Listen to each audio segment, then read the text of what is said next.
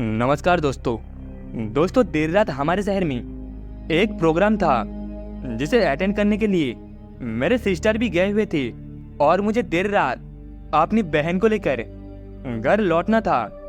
इन दिनों समय बिल्कुल भी सही नहीं चल रहा था क्योंकि एक भी बंदा घर से बाहर नहीं निकल सकता था।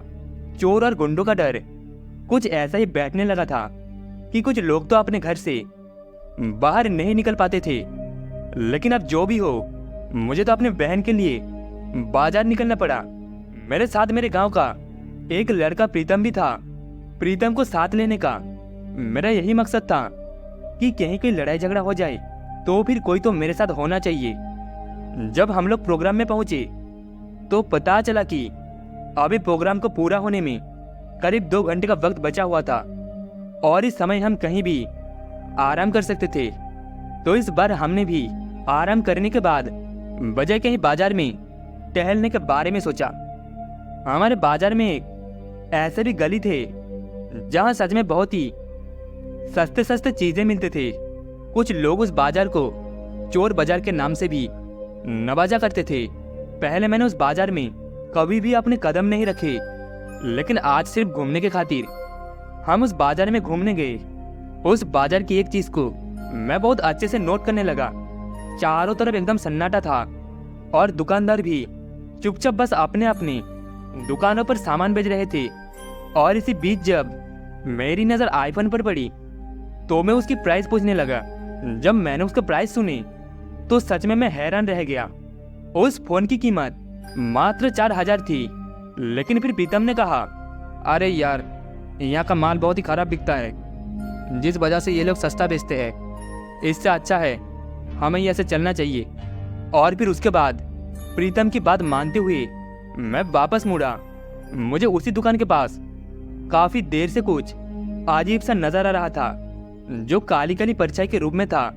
पहले तो मैंने उसके ऊपर ज्यादा गौर नहीं किया, लेकिन बाद में वो परछाई मेरा पीछा करने लगा। बर्दाश्त करता रहा मैं और वो बार बार यूं ही हमारे पीछे पीछे चल रहे थे। रात के करीब 12:30 बजने को थे और बाजार में एक तरफ प्रोग्राम चल रहा था तो दूसरी तरफ अंधेरे की एक मोटी चादर ने अपनी क़यामत से एक सन्नाटा बिछा रहा था। इस अच्छे खासे मौसम का हाल बुरी तरीके से नाश तो तब हो गया जब अचानक प्रीतम सहम उठा। प्रीतम ने बताया कि उसे यहाँ पर कुछ अजीब सा एहसास हो रहा था। प्रीतम के मुताबिक यह बाजार हमारे लिए बिल्कुल भी सही नहीं था। यहाँ पर कुछ ऐसी अजीब चीजें थे जिन पर यकीन करना भी हमारे सोच से परे थे, मगर मैं इन चीजों से अनजान था। हालांकि उस काली परछाई को देखकर मुझे भी लगा कि शायद किसी कुत्ते बिल्ली की परछाई हुई होगी जो इधर उधर घूम रही थी, मगर वास्तविकता से सामना होना बाकी था। अभी भी मेरी नजर उस परछाई पर टिकी हुई थी जो एक जगह पर स्थित थे। हम बाजार के एक स्ट्रीट लाइट के नीचे आकर चुपचाप बैठ गए और वहीं पर आपस में ही वार्तालाप करने लगा। प्रीतम ने मुझसे कहा, यार तुम्हें नहीं लगता रात में हमारा बाजार कितना सुनसान हो जाता है? तो इस पर मैंने हामी भरी और इससे पहले कि कुछ और बात कर पाते कि बगल में मौजूद बुढ़िया कुएं से कुछ अजीब अजीब आवाजें निकलने लगी। दरअसल उस बाजार में बुढ़िया नामक एक कुआं बना हुआ था।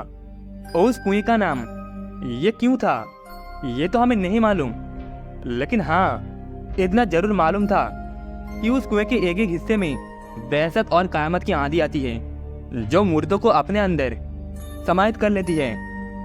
दोस्तों, वास्तविकता किसी भी इंसान से रूबरू नहीं होती, जिस वजह से इंसान बेचैनी में आकर गलतियां कर बैठती है। लेकिन हम तो लापरवाह बाव हो गए, बस चुपचाप बैठे रहे। अब धीरे धीरे वो वक्त भी हो गया था जब सिस्टर को लेकर वापस घर लौटना था। हमें पता चला कि अभी भी प्रोग्राम में थोड़ा वक्त रह गया है, तो हम वहीं पर बैठे रहे और इस जोरदार सन्नाटे के बीच अचानक हल्की हल्की बारिश होने लगी। हमें उम्मीद तो नहीं थी कि बहुत ही जल्द बारिश शुरू हो जाएगी, लेकिन मौसम का हाल कौन जान सकता है। और इसी बीच प्रीतम के हाथ से एक मोबाइल फोन नीचे गिर गया। तभी मैंने देखा कि यह प्रीतम का फोन तो नहीं था, फिर किसका था? उसके बारे में जब मैंने प्रीतम से पूछा तो प्रीतम ने बताया कि चोर बाजार से लौटते वक्त उसने एक मोबाइल उठा लिया था और ये वही मोबाइल है। गुस्सा तो मुझे उस पर बहुत आया, लेकिन अब मैं कुछ कर भी नहीं सकता। प्रीतम मुझसे उम्र में बड़ा था, जिसकी वजह से मैंने उसकी इस हरकत को इग्नोर कर दिया। लेकिन यहाँ से शुरू हुई दहशत की एक नई कहानी, जिसने जिंदगी भर के लिए दिल में दाग बना दिया गया। पहले तो मुझे इस फोन के अंदर एक भूत की फोटो दिखाई दी, लेकिन मैंने इसे इग्नोर कर दिया। फिर उसके बाद हम दो उसी कुएं के पास बैठे रहे और फिर कुछ देर तक बारिश थमने के बाद एक बार फिर उस कुएं के अंदर से कुछ अजीब सी आवाज बाहर निकलने लगी। ऐसा लग रहा था मानो कोई किसी को मार रहा है और वो जोर जोर से दर्द से चीख रहा था। मुझसे रहा नहीं गया और मैं उस कुएं के पास पहुंच गया और उसके पास जगह देखने लगा। तो मैंने देखा कि जैसे मुझे आवाज सुनाई दे रहे थे, वहां पर ऐसा कुछ भी नहीं था। बारिश में धीरे धीरे एक बार फिर कम होने लगी, यानी कि बारिश रुकने वाले थे और जल्दी बारिश रुकने के बाद हम यहाँ से जल्दी निकल जाती। इतने में प्रीतम जोर जोर से चीखने लगा और जब मैं उसके पास गया तो मैंने देखा कि उसका हाथ जल गया था। उसकी हाथ की एक एक उंगली फटे हुए थे और खून निकल रहा था। उसकी हाथ से ऐसी दशा हो चुकी थी कि मैं देख भी नहीं पा रहा था। मुझे बाकी उड़ने लगे। तभी मैंने प्रीतम से कहा, प्रीतम तुम ठीक तो हो ना? मैंने इतना तो कहा, लेकिन दर्द से करकराता हुआ प्रीतम बुरी तरह से कांप उठा। मैंने प्रीतम का दूसरा हाथ पकड़ा और उसे अपने साथ चलने को कहा ताकि वो अस्पताल में जाकर अपने हाथ का इलाज करवा सके, लेकिन उसने इनकार कर दिया।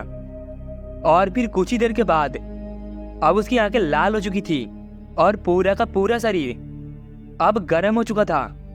उसके शरीर में एक अलग ही ताकत उसे महसूस हो रहे थे। पहले तो उसने मेरा गला पकड़ा और मुझे उस दीवार के नीचे फेंक दिया।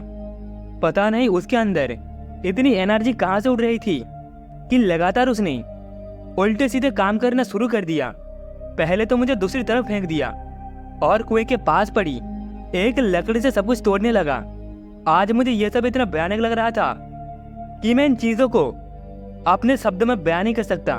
काफी देर तक तो मैं वैसे प्रीतम की इस हालत के लिए खुद को जिम्मेदार ठहराता रहा, लेकिन बाद में जब मेरी नजर उस फोन पर गई तो मैंने देखा कि उस फोन के अंदर एक भूत की फोटो थी, जिसके आंखों से लाल लाल रंग का धुआं निकल रहा था।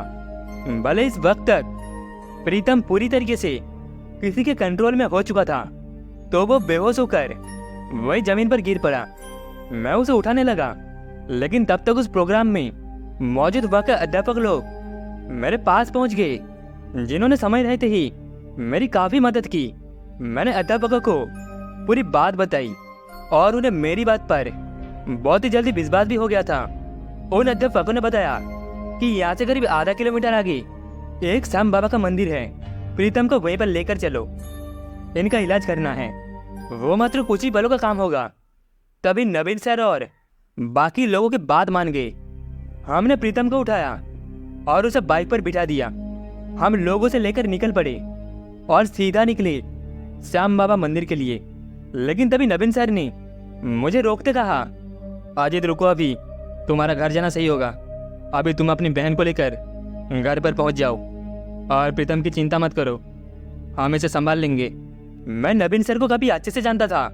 उन्होंने पहले भी इन मामलों में मेरी काफी मदद की थी, तो मैंने उन पर विश्वास जिताते हुए प्रीतम को उन्हें ही सौंप दिया और इसके बाद अपनी सिस्टर को लेकर मैं अपने घर के लिए निकल पड़ा। नवीन सर जिस कॉन्फिडेंस के साथ बोल रहे थे, तो ऐसा ही लग रहा था कि बस कुछ ही क्षणों के बाद प्रीतम सही हो जाएगा। एक दोस्त होने के नाते प्रीतम की बहुत ही टेंशन हो रही थी, लेकिन अब जब ये काम नवीन सर ने खुद संभाल लिया तो टेंशन फ्री होना तो बनता था। मैं अपनी बहन को लेकर वहां से निकल पड़ा। लगातार 10 मिनट तक रोड पर चलने के बाद मेरी फोन की घंटी बजने लगी। जब मेरी नजर फोन पर पड़ी तो मैंने देखा कि फोन पर कोई फोन नहीं बल्कि खुद नवीन सर ही थे। फोन उठाते ही नवीन सर ने कहा, अजीत सामने देखो, तुम्हारे साथ कुछ भी हो सकता है, क्योंकि चोर बाजार से जो मोबाइल तुमने अपने हाथ में लिया था वो तुम्हारे बैग में है। यानी कि प्रीतम ने जो मोबाइल वहां से उठा था वो मेरे बैग में था। सामने की तरफ देखने से पहले एक तेज तरह ट्रक ने मुझे बहुत ही जोर से टक्कर मार दी। नवीन सर अभी भी फोन पर थे। करीबन 10 फीट ऊपर उछलने के बाद में धड़ाम से नीचे गिर पड़ा और मैं वहीं पर मुंह के बल गिर पड़ा, जिस वजह से मेरे मुंह में भी काफी चोट का एहसास हुआ। जमीन पर गिरने के बाद मैंने नवीन सर को धीरे धीरे सब कुछ बताना शुरू कर दिया, लेकिन सर में चोट लगने की वजह से मेरी आंखों के सामने काला काला सा अंधेरा छाने लगा। मुझे क्या मालूम था इस मोबाइल की वजह से ये सब हो रहा है। और फिर उस मोबाइल के अंदर से एक आवाज निकलने लगी। इस आवाज को सुनकर ऐसा लग रहा था मानो मैंने कोई भयंकर भूत को देखा हो। उसी समय मैं बेहोश हो गया और उसके बाद जब मेरी आंख खुली तो मेरी बहन मेरे पास ही थी, लेकिन अब तक मेरी बहन पूरे तरीके से दर्द से गूंज रहे थे और हम दोनों बुरी अवस्था में सड़क पर पड़े हुए थे। अब होश में आने के बाद मैंने अपने फोन से काफी फोन लगाने की कोशिश भी की, लेकिन मेरे हाथों ने काम करना बंद कर दिया था। फिर एक बाइक मेरे पास आकर रुकी, जिस पर 3 लफंगे सवार थे, जिनके हाथ में हथियार भी थे, और उन्होंने मेरी बहन को एकदम से पकड़ लिया। इस हालत में भी मेरा पूरा शरीर गुस्से से भर गया, लेकिन उसी दौरान जब उन्होंने मुझे हाथ लगाया तो मुझे बिलीव हुआ कि आज के दुनिया में कुछ अच्छे लोग भी मौजूद हैं। उनमें से एक तो नीचे उतर गया और उन्होंने हमें किसी तरह अस्पताल तक छोड़ दिया।